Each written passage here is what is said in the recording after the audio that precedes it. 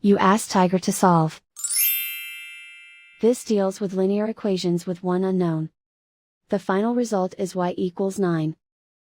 Let's solve it step by step. Simplify the expression.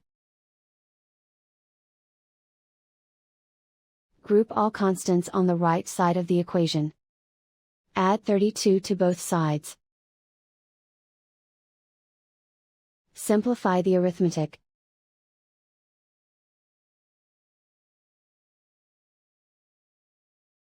Isolate the y.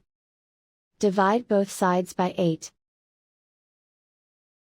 Simplify the fraction.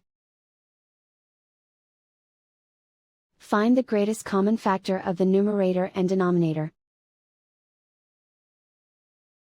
Factor out and cancel the greatest common factor. And so the final result is y equals 9.